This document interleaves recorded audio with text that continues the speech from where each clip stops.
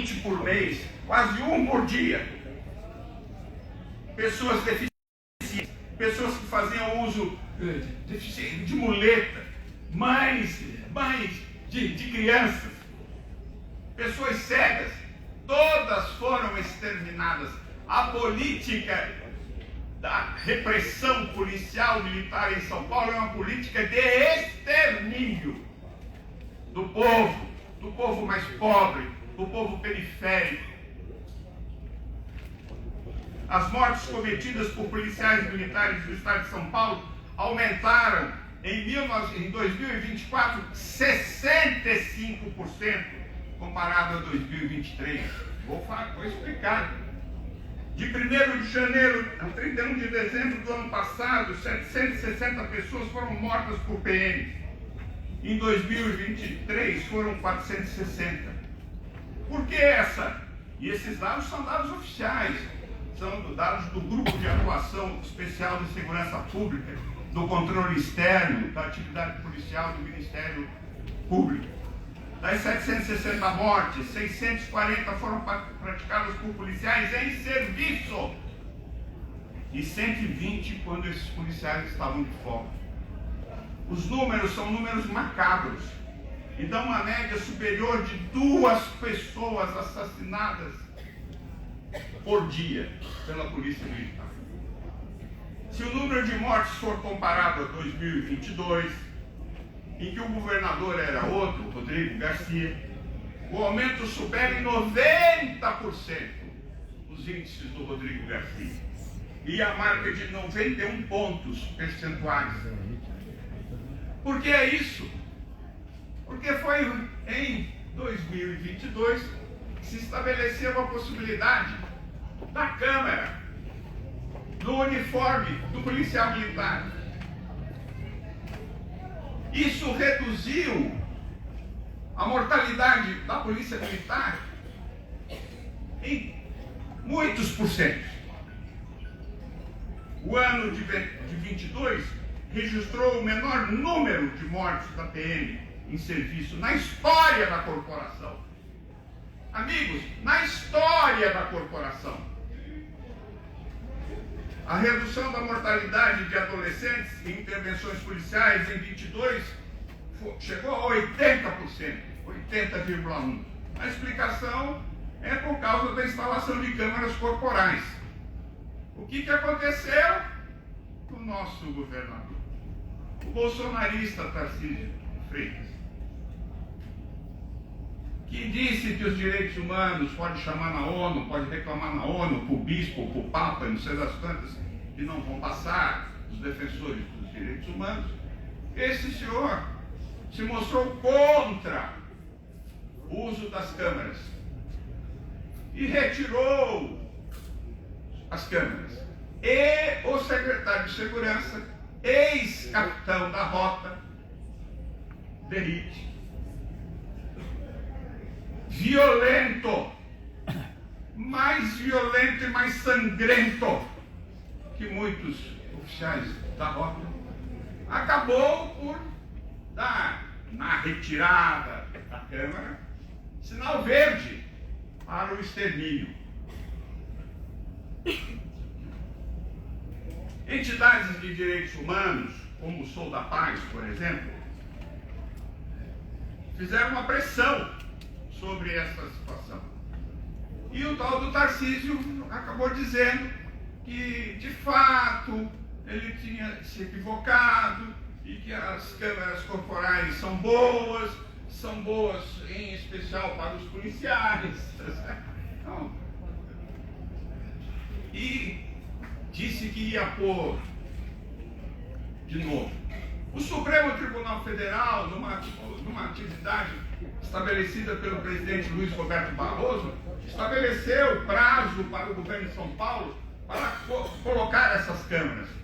Aquele governador que disse que, de fato, ele tinha errado e que as câmeras são boas, não sei das quantas e tal, voltou a cumprir a decisão do Supremo, só que as câmeras de filmagem podiam ser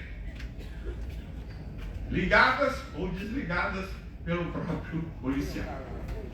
continuava toda essa situação.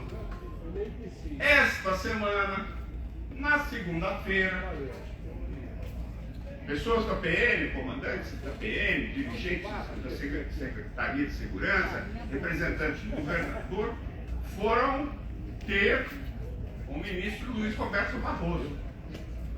E o ministro estabeleceu que as câmeras têm que ser ligadas automaticamente. Automaticamente. E eles foram lá tentar enganar o ministro. Dizer, não, essas câmeras se ficarem ligadas muito, a bateria vai gastar. Mas assim umas coisas que vocês não acreditam. Aí a bateria vai gastar, ela não dura muito, é melhor deixar o policial ligar quando tiver a ocorrência, desligar quando não tiver. Gente, vai ligar sempre.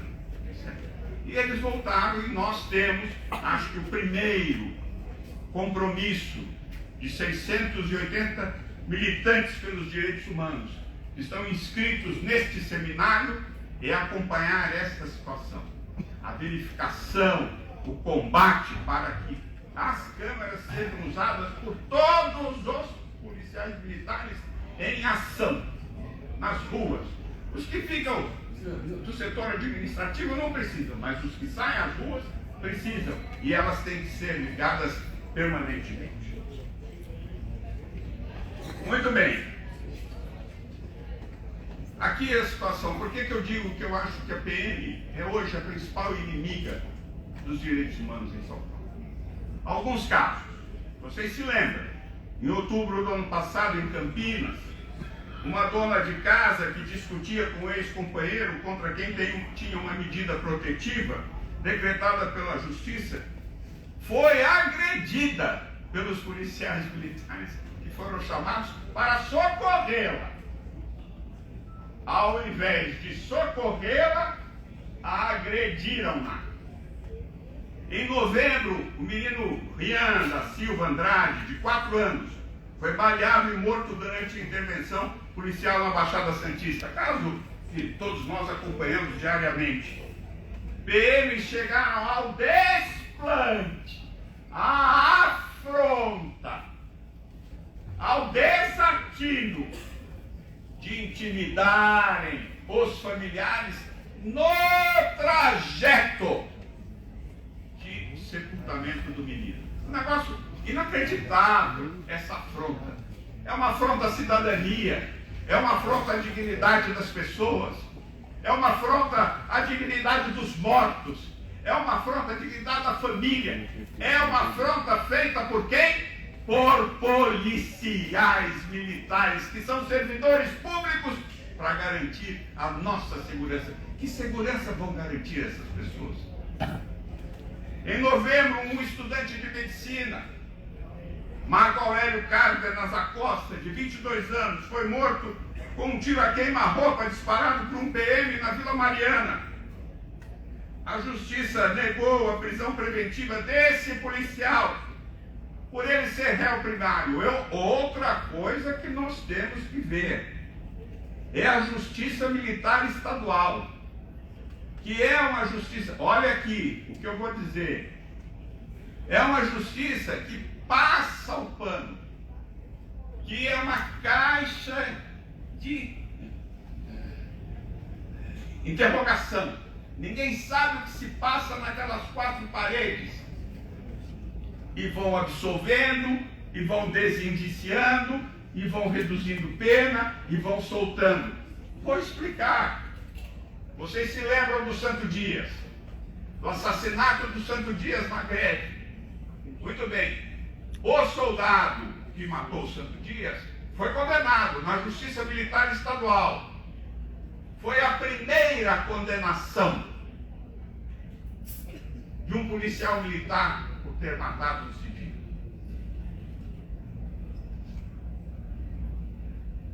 Neste caso do menino estudante de medicina, a audiência de custódia foi feita, vírgula, estranhamente, vírgula, na Justiça Militar.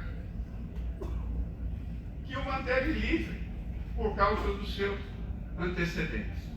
Nós temos que estar de olho também nesse tribunal de exceção, chamado Justiça Militar do Estado de São Paulo.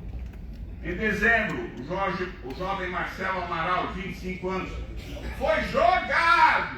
Vocês se lembram disso? Foi jogado do alto de uma ponte por um PM da Rocan.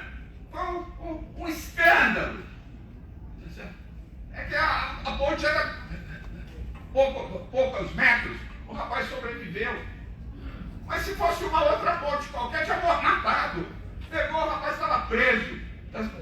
A gente viu na televisão esse assunto. Aonde? Na divisa de Diadema, na periferia da Zona Sul de São Paulo. Uma senhora, ainda em dezembro, a idosa Lenilda Messias Santos Lima, de 63 anos, foi agredida por um policial militar na garagem de sua casa em Barueri durante a abordagem a seu filho e ao seu neto. Aquela história da moto.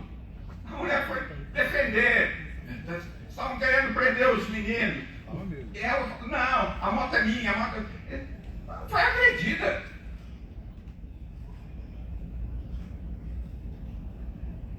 Cacetada na cabeça. Em dezembro também, um jovem de 24 anos foi baleado a queima-roupa quando filmava com um celular uma abordagem policial a desobstrução de uma via no Jardim da Abril, na Zona Oeste. O rapaz foi hospitalizado na UTI. A ocorrência não dizia respeito a ele, mas ele era testemunha, ele tirou o celular para filmar. Ele foi o agredido. Em janeiro deste ano, na Zona Leste, a adolescente Vitória Manoele dos Santos, de 16 anos, foi morta com um tiro de um policial militar ao tentar proteger o irmão de uma abordagem violenta da polícia militar. São casos que se sucedem. A polícia militar só se sacia de matar o povo matando. Só se sacia de reprimir reprimindo. Só se sacia de violar as leis no nosso país, violando-as.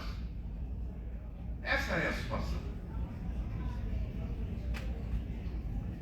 Agora tem um assunto, doutor Bruno, companheira Juliana Cardoso, muito mais grave do que esses que eu relatei. Eu hoje não sei se é a polícia militar que se infiltra no crime organizado ou se é o crime organizado que se infiltra na polícia militar.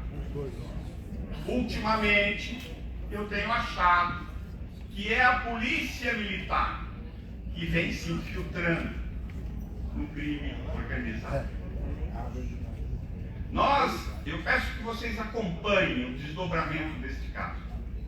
Do ponto de vista do Sherlock Holmes, está interessantíssimo, que é o assassinato de um senhor chamado Vinícius Gritzbach, em pleno dia,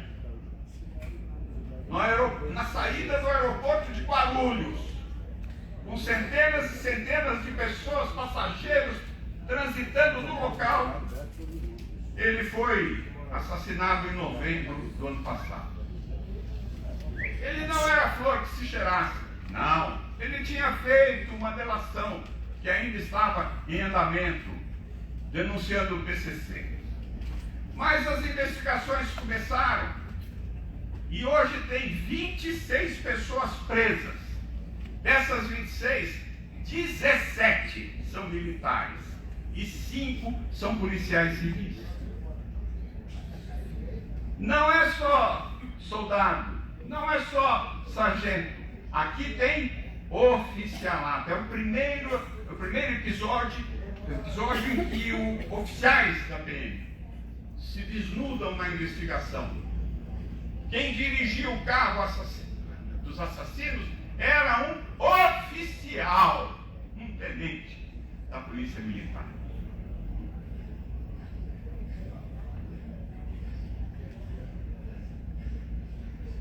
Vou falar mais algumas coisas. Numa reportagem, acompanha um rapaz chamado Marcelo Godoy, é um jornalista.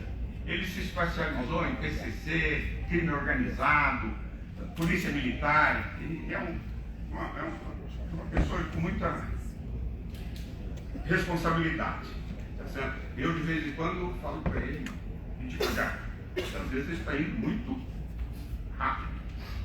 Ele revelou que o secretário de Segurança de São Paulo, Guilherme Derrite, recebeu, em junho de 2021, no estúdio em que gravava o seu podcast, Papo de Rota, o secretário tinha um podcast chamado Papo de Rota. Uma figura chamada José Roberto de Souza, o Barbosinha, sendo parceiro e motorista na viatura do Derrite quando ele estava na rota, na ativa. Olha o diálogo. Olá, amigos do nosso canal, diz o Derrite. Papo de Rota. Hoje é um dia especial. Eu estou trazendo, muito à vontade, um grande amigo meu, um grande policial, um grande piloto da rota. Depois de muita insistência minha, está aqui o Cabo Barbosa, o Barbosinha. E o convidado responde: "Tamo junto, comandante." E aí há uma entrevista. E o diálogo revela a proximidade de ambos. E ambos no podcast falam das suas peripécias. Ele, motorista, e o oficial, não sei das coisas. Muito bem. Agora, o tal Barbosinha, esse que fala para o secretário de Segurança: "Tamo junto, comandante." É suspeito de envolvimento com crime organizado, numa nota dada pela própria Secretaria de Segurança Pública, que agora minimiza a relação do secretário com ele.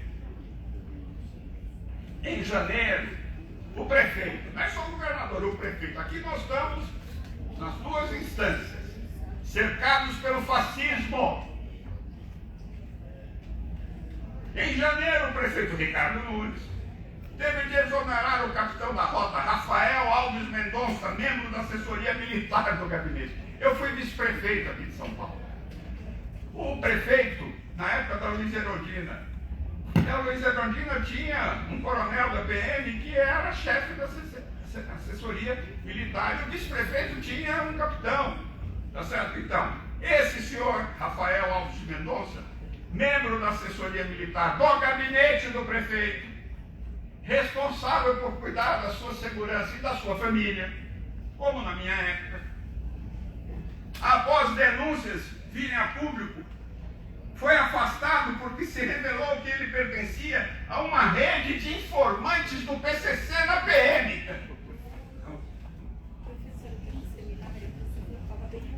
Um mês antes, em dezembro, Nunes também foi obrigado a encerrar contratos com as empresas de ônibus Transvolf e Ambibus, acusadas de ligação com o PCC.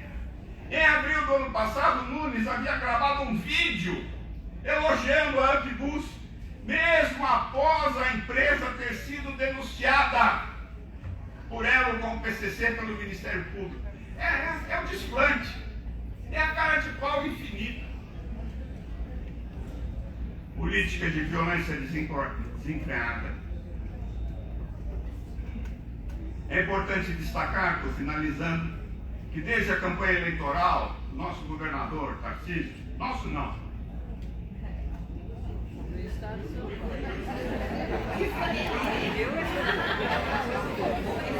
que ganhou a eleição, dava amostra, esse Tarcísio, o tal de Tarcísio, dava amostras do que pretendia instalar em São Paulo em matéria de segurança pública.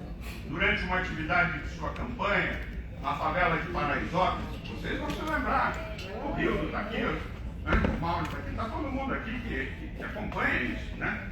Um homem desarmado foi morto a tiros pela PM, segurança do candidato.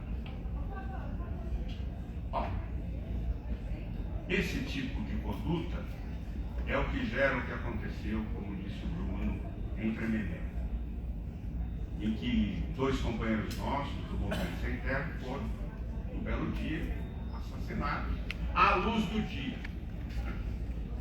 E até agora não se chegou a nenhuma conclusão, nenhuma responsável.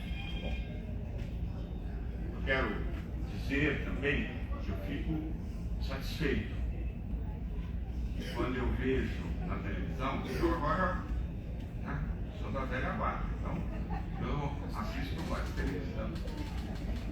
Quando eu vejo na televisão em Tremembé, acho lá, de carro. Aí eu falo, estou aí. Quando eu vejo companheiros nossos, o Rio todo, na televisão, eu falo, uma parte de mim está aí, certo? Se eu não estou, ela está, o Vildo está, o Mauro está, outros companheiros estão, tá certo? E eu digo para vocês, a proposta feita pelo Bruno aqui é boa. Vamos fazer de São Paulo, tá certo? Um grande fórum que permeia tudo em relação aos direitos humanos, para que nesses 2 anos a gente possa. Não tem chance de acomodar, não tem chance da gente cair num papinho de diálogo, não tem chance. Ou a gente enfrenta, ou a gente vai ser derrotado. Ou a gente enfrenta e leva adiante a nossa luta até o fim, ou a gente vai ser tragado. Quero desejar a vocês sucesso. Eu hoje à tarde tenho audiência na Justiça do Trabalho. Eu tenho que trabalhar também. Alguém tem que pôr leite, né? O leite em casa. Mas amanhã, na parte da manhã, eu pretendo estar aqui para acompanhar. Acho que as mesas foram muito bem escolhidas. As pessoas que foram convidadas são as pessoas naturalmente mais qualificadas para o debate desses temas. Muito obrigado a vocês, um grande abraço. Vamos enfrentar na defesa dos direitos humanos a polícia de São Paulo.